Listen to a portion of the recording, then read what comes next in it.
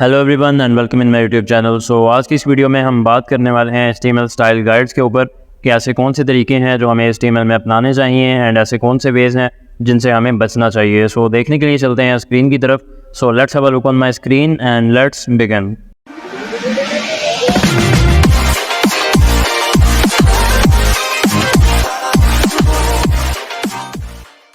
Okay, so मैंने यहाँ पे ऑलरेडी एक डॉक्यूमेंट बना रखी है जिसको मैं अभी ओपन करने वाला हूँ। So you can see here. So इस डॉक्यूमेंट में मैंने वो तमाम वेज लिस्ट कर दिए हैं जो आपको करने चाहिए एंड जो आपको नहीं करने चाहिए। तो फर्स्ट ऑफ ऑल यहाँ पे लिखा आ रहा है कि always declare a document type. तो just like you can see here कि यहाँ पे डॉक टाइप HTML लिखा आ रहा है। तो जब भी हम अपना HTML का बेसिक सिंटैक्स लिखते हैं तो हमें पेज के ऊपर डॉक टाइप डिफाइन करना होता है, लेकिन ये लाजमी नहीं है। अगर आप फॉर एग्जाम्पल इसको हटा देते हैं और इस फाइल को आप यहाँ पे आके रिफ्रेश करूँगा मैं, तो देन भी ये काम कर रही होगी, और अगर मैं उसको लगाऊंगा तो फिर भी काम कर रही होगी। बेसिकली ये है कि जो HTML के पुराने वर्जन्स थे वहाँ पे आपको डिफाइन करना लाजमी था, बट अब चूँकि आप HTML 5 का यूज़ कर रहे हैं तो इसमें आपको ये चीज़ बताना लाजमी नहीं है कि डॉक्यूमेंट की टाइप क्या है। वो हमारा जो ब्राउज़र है वो ऑटोमेटिकली डिटेक्ट कर लेता है कि ये HTML की डॉक्यूमेंट है। बट स्टिल ये है कि अगर आप यहाँ पे ये डिफ़ाइन कर देते हैं तो एक तो आपका ब्राउज़र इसको समझ पाता है कि ये HTML डॉक्यूमेंट है, साथ ही साथ आपका जो सर्च इंजन है जैसे लाइक गूगल क्रोम हो गया, गूगल क्रोम सॉरी मैं कह रहा हूँ, वो तो ब्राउज़र है, गूगल एक सर्च इंजन है। इसी तरीके से डक या जितने भी सर्च इंजन हमारे पास अवेलेबल हैं उन तमाम के अंदर यहाँ पे इसको समझने में आसानी होगी कि ये डॉक्यूमेंट जो है वो HTML डॉक्यूमेंट है। तो नेक्स्ट हमारे पास जो पॉइंट है वो है use lower case element names. So जितने भी आप एलिमेंट के नाम डिफाइन करते हैं, जैसे लाइक अगर आप मैं यहाँ पे स्क्रॉल डाउन करूँगा तो यहाँ पे एक गुड एग्जांपल दी गई है और एक बैड एग्जांपल दी गई है। तो आप यहाँ पे देखेंगे बॉडी का जो टैग है वो स्मॉल लेटर्स में है एंड यहाँ पे बॉडी का टैग जो है वो कैपिटल लेटर्स में है। एंड इसी तरीके से यहाँ पे जो P का टैग है वो स्मॉल लेटर्स में है, जबकि नीचे बैड एग्जाम्पल में आप देखेंगे तो वो कैपिटल लेटर्स में है। काम ये दोनों तरीके से करेगा। जैसे लाइक अगर मैं यहाँ पे आके पैराग्राफ आप देख रहे हैं लिखा आ रहा है, अगर मैं इसको कैपिटल P कर देता हूँ तो फिर भी ये काम करेगा, और अगर मैं इसमें स्मॉल b कर देता हूँ तो फिर भी काम करेगा, मसला नहीं है। लेकिन स्टिल आपको गाइडलाइंस जो हैं वो ये वाली फॉलो करना है ताकि सर्च इंजन जो है वो इजीली आइडेंटिफाई कर पाए कि यहाँ पे क्या चीज़ हो रही है, यहाँ पे पैराग्राफ है या क्या है। तो जो बेस्ट तरीका है लिखने का वो है ये वाला। नेक्स्ट इसके बाद हमारे पास है क्लोज ऑल HTML एलिमेंट्स। तो अक्सर बात कुछ लोग क्या करते हैं कि वो स्टार्ट तो कर देते हैं एक एलिमेंट को, जस्ट लाइक यहाँ पे अगर आप देखेंगे तो सेक्शन को ओपन भी किया गया है एंड साथ ही साथ उसको क्लोज भी किया गया है। सो आप यहाँ पे देख सकते हैं कि जो सेक्शन है उसको ओपन भी किया गया है एंड यहाँ पे क्लोज भी किया गया है। जबकि जो बैड एग्जांपल यहाँ पे आ रही है उसमें अगर आप देखेंगे तो सेक्शन को सिर्फ सेक्शन को तो ऑन एंड ऑफ किया गया है, लेकिन जो पैराग्राफ है उसको सिर्फ ओपन किया गया है, जबकि उसका टैग नेम को क्लोज ही नहीं किया गया। तो इससे मसला अक्सर बात मसला भी क्रिएट हो जाता है।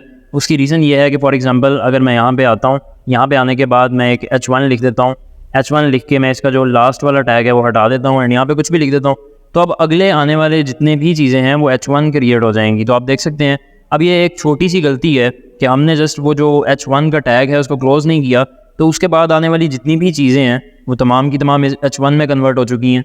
तो ये आपको इस चीज़ का ख्याल रखना है। नेक्स्ट इसके बाद अब हम चलते हैं अगले पॉइंट पे। तो नेक्स्ट पॉइंट है यूज़ लोअर एट्रीब्यूट नेम्स। आपको लोअर एट्रीब्यूट के नेम यूज़ करने हैं। आप ऐसा नहीं लिख सकते जैसे लाइक यहाँ पे ये href लिखा आ रहा है, आपको इस तरीके से लिखना है। लेकिन जो बैड एग्जांपल में है जो href का इन्होंने कैपिटल लिखा हुआ है, आप अगर ये लिखते हैं तो काम तो वो स्टिल करेगा, लेकिन स्टिल कुछ ना कुछ मसले मसाइल यहाँ पे क्रिएट हो सकते हैं। तो उनसे बचने के लिए आपको जो बेस्ट वे है वो ये है कि आप इस तरीके से लिखें, मतलब यहाँ पे स्मॉल लेटर्स के अंदर हमेशा एट्रीब्यूट का नाम यूज़ करें। नेक्स्ट हम आ जाते हैं यहाँ पे एंड यहाँ पे लिखा आ रहा है ऑलवेज कोट एट्रीब्यूट वैल्यूज़। तो जितनी भी आपकी एट्रीब्यूट की वैल्यूज़ हैं, जस्ट लाइक अगर मैं यहाँ पे आता हूँ, यहाँ पे इमेज है और इमेज का सोर्स डिफाइन किया गया, तो इसको मैं यहाँ पे अगर ये इन्वर्टेड कॉमास ना भी लिखूँ तो फिर भी ये काम करेगा, यू कैन सी। लेकिन स्टिल मुझे इसको कॉमास में ही लिखना है। प्रॉपर वे जो है वो यही है कि आप इसको कॉमास के अंदर डिफाइन करें, चाहे वो सिंगल इन्वर्टेड कॉमास हों या चाहे वो डबल इन्वर्टेड कॉमास हों। सो नेक्स्ट अब हम देख लेते हैं कि अगला हमारे पास क्या सिनेरियो है। ओके, सो एक और चीज़ है कि यहाँ पे अक्सर बात क्या किया जाता है कि जस्ट लाइक फॉर्म हम यूज़ कर रहे हैं, फॉर्म के अंदर एक इनपुट हम क्रिएट करते हैं। जस्ट लाइक यहाँ पे मैं एक इनपुट बना लेता हूँ, इसको अगर हमें रिक्वायर्ड करना है तो हम यहाँ पे रिक्वायर्ड इक्वल्स टू रिक्वायर्ड लिखेंगे, तो ये बेस्ट वे है इसको लिखने का। लेकिन अगर हम यहाँ पे खाली रिक्वायर्ड लिख देते हैं तो कुछ लोग इस तरह भी लिखते हैं, जबकि लिखने में कोई हर्ज नहीं है, लेकिन स्टिल इस तरीके से लिखना जो है वो बैड एग्जांपल्स में है। जबकि अगर गुड एग्जांपल की आप बात करें तो आपको इक्वल टू लिखना है, डबल इन्वर्टेड कॉमास डालने हैं एंड फिर यहाँ पे आपको रिक्वायर्ड लिखना है। तो ये इसका बेस्ट तरीकाकार है लिखने का। नेक्स्ट अब हम अगले पॉइंट की तरफ मूव करते हैं। सो नेक्स्ट पॉइंट में आप यहाँ पे देख सकते हैं कि always specify ELT width and height for the images. मतलब जितनी भी आप इमेजेस डिफाइन करेंगे उनमें आपको लाजमी तौर पे ELT टैग डिफाइन करना है। ये आपको SEO में भी हेल्प करेगा, क्योंकि जब भी आपकी कोई भी बंदा आपकी एक कीवर्ड सर्च करता है उसके अगेंस्ट आपकी वेबसाइट की इमेजेस तभी शो होंगी जब आपकी इमेज के अंदर ELT टैग के अंदर कुछ लिखा हुआ है। तो आपने ELT टैग के अंदर अब क्या लिखना है? ELT टैग आपको मैंने पहले भी बता चुका हूँ कि इमेज जब आपकी इमेज का पाथ गलत होता है या आपकी इमेज किसी तरह से लोड नहीं हो पाती तो देन आपका जो ELT टैग के अंदर लिखा होता है वो डिस्प्ले हो जाता है। तो अब ELT टैग के अंदर सवाल ये है कि आप लिखेंगे क्या। तो ELT टैग के अंदर जो भी आपकी इमेज है आप उसी के रिलेटेड लिखेंगे कि ये इमेज इस चीज़ को आइडेंटिफाई कर रही थी। जब आप ये चीज़ लिखेंगे तो कोई भी अगर उस कीवर्ड को सर्च करता है तो जब आपकी इमेज के ELT टैग से वो कीवर्ड मैच करेगा तो जाहिर सी बात है कि आपकी इमेज भी वहाँ पे शो होगी। तो इसीलिए आपको ELT टैग लाजमी लिखना है। आपको इसी तरीके से टाइटल जो है वो लाजमी डिफाइन करना होता है, वो भी आपका SEO में हेल्प करता है। इसी तरीके से अभी थोड़ी देर पहले आपने देखा कि जब हमने विड्थ अपनी इमेज की डिफाइन नहीं की थी तो क्या था कि इमेज जो है वो बहुत बड़े साइज़ की शो हो रही थी और फिर डिफरेंट ब्राउज़र में जाके या डिफरेंट स्क्रीन साइज़ में जाकर डिफरेंट तरीके से एक्ट कर सकती है। तो हमें इमेज की जो विड्थ एंड हाइट है वो भी लाजमी डिफाइन करना है। तो नेक्स्ट हम चलते हैं स्पेसेस एंड इक्वल साइंस। तो आपको अगर आप यहाँ पे देखेंगे तो href के अंदर और इक्वल टू के अंदर यहाँ पे स्पेस ऐड की गई है एंड इसी तरह इसके बाद भी स्पेस ऐड की गई है, जबकि ये लिखने का बेस्ट तरीका नहीं है। अगर आपको लिखना है तो आपको इस तरीके से लिखना है, मतलब यहाँ पे स्पेसेस नहीं होनी चाहिए। सो नेक्स्ट हम चलते हैं ब्लैंक लाइन्स एंड इंडेंशंस। सो अगर आपको इस तरीके से ब्लैंक लाइन्स छोड़ देते हैं, जैसे लाइक यहाँ पे आपने टोक्यो लिखा, दैन फिर पैराग्राफ आ गया, फिर आपने एक लाइन ब्रेक कर दी, फिर अगली चीज़ आ गई, फिर उससे अगली चीज़ आ गई, तो दरमियान में आपने लाइन ब्रेक्स ऐड की हैं। ये जो फर्स्ट एग्जाम्पल आपके सामने आ रही है ये गुड है, मतलब इस तरीका को आपको फॉलो करना चाहिए। एंड अगर मैं आपको बैड एग्जांपल दिखाता चलूँ तो आप यहाँ पे देख सकते हैं ये कंजस्टेड टेक्स्ट लिखा आ रहा है, जहाँ पे एक ही लाइन के अंदर H1 है, एक ही लाइन के अंदर H2 है, एक ही लाइन के अंदर पैराग्राफ है, सब कुछ एक ही लाइन में जो है वो कंबाइन कर दिया गया है। तो इसमें कोड समझने में जो है वो काफ़ी मुश्किल होती है। आपने तो कोड लिख दिया लेकिन जब कोई दूसरा डेवलपर उसको पढ़ेगा तो उसको पढ़ने में बहुत ज़्यादा मुश्किल पेश आएगी। तो इसीलिए आपको प्रॉपरली स्पेसेस ऐड करना है। सो अब हम नेक्स्ट बात कर लेते हैं। अगर मैं यहाँ पे स्क्रॉल डाउन करता हूँ, यहाँ पे आप देखेंगे कि टेबल की एग्जांपल बताई गई है। सो अगर आपको एक टेबल क्रिएट करना है तो बजाय इसके कि TR को आप बिल्कुल यहाँ पे स्टार्ट करें टेबल के बिल्कुल नीचे से, या जो TH है उसको भी आप यहाँ से स्टार्ट करें, उसकी बजाय जिस तरह यहाँ पे प्रॉपर फॉर्मेटिंग आ रही है उस तरीके से आपको डिफाइन करना है ताकि पढ़ने वाला जो है वो ईजिली पढ़ सके। And same like in the case of list, अगर आप लिस्ट बना रहे हैं तो आपको बिल्कुल इसी तरीके से यूज़ करना है। एंड फ़र्ज़ करें कि ये जो लास्ट वाली LI है इसके अंदर हमें फिर से एक UL क्रिएट करना है, तो उसको आपको 4 स्पेसेस ऐड करनी है। जिस लाइक ये देखें यहाँ पे टेबल है, टेबल के अंदर चूँकि TR है तो TR से पहले 4 स्पेसेस ऐड की गई हैं। अब TR के अंदर TH है तो उसमें फिर से यहाँ पे 4 स्पेसेस ऐड की गई हैं। तो जो यहाँ पे टैब इंडेंट है वो आपने लाजमी ऐड करना है। टैब इंडेंट आपका 2 स्पेसेस में ऐड कर लें या 4 स्पेसेस में ऐड कर लें, वो आपकी मर्ज़ी है, लेकिन स्टिल आपको ऐड करना है ताकि कोड की जो रीडेबिलिटी है उसको ईजी किया जा सके। अब मैं नेक्स्ट पॉइंट पे मूव करता हूँ। सो जो नेक्स्ट पॉइंट है हमारे पास वो है never skip the title element. तो जो टाइटल का एलिमेंट है आपके पेज का उसको आपको कभी भी स्किप नहीं करना। उसकी रीज़न ये है कि SEO के लिए मोस्ट इंपॉर्टेंट है ये वाला आपका टाइटल टैग। आपके पूरे के पूरे पेज का जो टाइटल होता है SEO में जब आप डिफाइन करते हैं तो आप हमेशा टाइटल के टैग के अंदर ही उसको डिफाइन करते हैं। डिस्क्रिप्शन या कीवर्ड्स वगैरह वो तो आप मेटा टैग्स में डिफाइन करते हैं, लेकिन जो टाइटल है वो आपको टाइटल के टैग में देना होता है। तो अगर आप पेज का टाइटल ही डिफाइन नहीं करेंगे तो सर्च इंजन कैसे समझेगा कि इस पेज के अंदर क्या आ रहा है। और अक्सर आप अगर गूगल में एक चीज़ सर्च करते हैं, जैसे लाइक आपने XYZ सर्च किया या हेलो वर्ल्ड सर्च किया, तो उसके नीचे जितनी भी आपके सामने सर्च रिजल्ट्स आ रहे होते हैं उसमें जो फ्रंट लाइन लिखी आ रही होती है वो जो भी पेज वहाँ पे डिस्प्ले कर रहा होता है उस पेज का टाइटल ही वहाँ पे शो कर रहा होता है। तो इसीलिए टाइटल जो है वो मोस्ट इंपॉर्टेंट एलिमेंट है एंड आप इसको कभी भी स्किप नहीं कर सकते। सो नेक्स्ट क्या है, omitting HTML and body tag. फ़र्ज़ करें कि आप HTML का टैग भी नहीं लिखते, आप बॉडी का टैग भी नहीं लिखते, इवन दो अगर मैं यहाँ पे थोड़ा स्क्रॉल डाउन करूँ तो आप हेड का टैग भी नहीं लिखते, तो फिर भी आप डायरेक्टली H1 लिख देते हैं, P लिख देते हैं, तो फिर भी वो काम तो करेंगे, लेकिन स्टिल ये एक बैड एग्जांपल है एंड आपको उस तरीके से नहीं करना। उस तरीके से सर्च इंजन को भी समझने में कन्फ्यूजन होगी एंड जाहिर सी बात है आपका भी कोड अक्सर औक़ात प्रॉब्लम करेगा। तो आपको ना तो हेड का टैग रिमूव करना है, ना ही बॉडी का और ना ही HTML का। सो नेक्स्ट आगे चलते हैं, कॉपी एम्प्टी HTML एलिमेंट्स। तो यहाँ पे क्या है, ऐसे एलिमेंट्स जो कि सिर्फ ओपन होते हैं, जिनके टैग नेम सिर्फ ओपन होते हैं, क्लोज नहीं होते।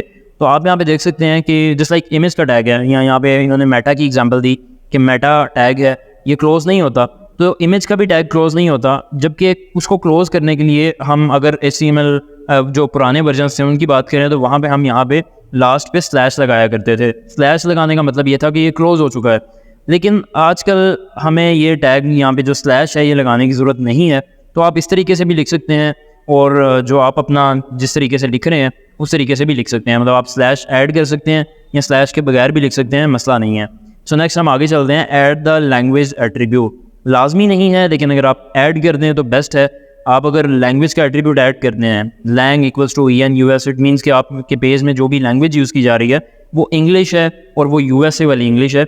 इसी तरीके से आप यहाँ पे जो भी आपकी लैंग्वेज है वो आप डिफाइन करेंगे, तो सर्च इंजन के लिए जस्ट एक इंडिकेशन होगी कि आप इस पेज में कौन सी लैंग्वेज में जो चीज़ आप लिख रहे हैं वो कौन सी लैंग्वेज में है बेसिकली। सो हम अब नेक्स्ट पॉइंट पे मूव करते हैं।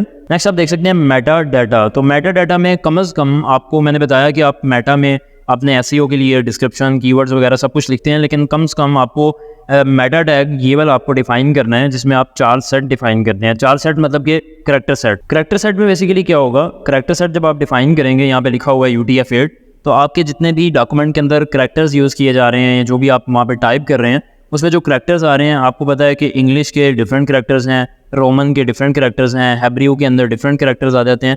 तो वो करैक्टर्स को फिर फॉलो कर सकते हैं एंड सर्च इंजन जो है उसको पता लग जाएगा कि आप कौन सा करैक्टर जो है वो यूज़ कर रहे हैं। तो करैक्टर सेट जो बाय डिफ़ॉल्ट यूज़ किया जाता है इंग्लिश के लिए वो UTF-8 होता है। तो आप अगर इंग्लिश का यूज़ कर रहे हैं तो आप UTF-8 को यूज़ कर सकते हैं।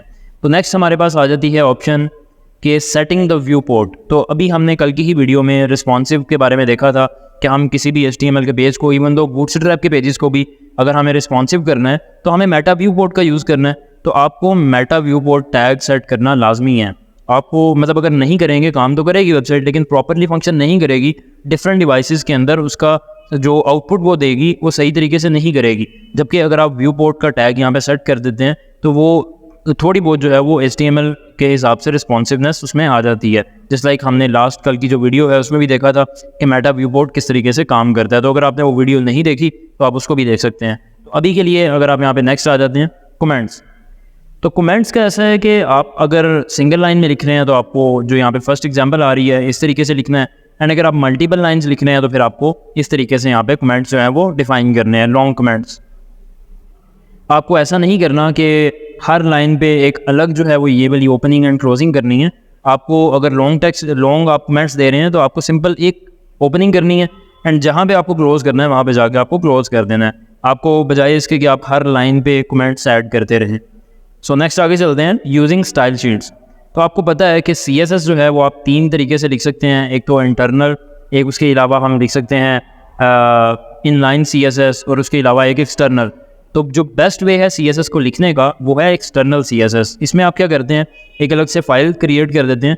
तो फाइल जब आप एक अलग से क्रिएट करते हैं उसमें क्या होता है कि CSS का कोड अलग हो जाता है, आपका HTML का कोड जो है वो अलग हो जाता है, आपको कोड को रीड करने में आसानी होती है। तो इसीलिए प्रेफर ये किया जाता है कि आप स्टाइल शीट्स का यूज़ करें बजाय इसके कि आप इंटरनल CSS या इनलाइन CSS का यूज़ करें। सो नेक्स्ट अब हम आगे देख लेते हैं। आगे हमारे पास है लोडिंग जावास्क्रिप्ट इन HTML। तो अगर आप जावास्क्रिप्ट को लोड कर रहे हैं अपने HTML के डॉक्यूमेंट में तो आपको कुछ इस तरीके से करना है।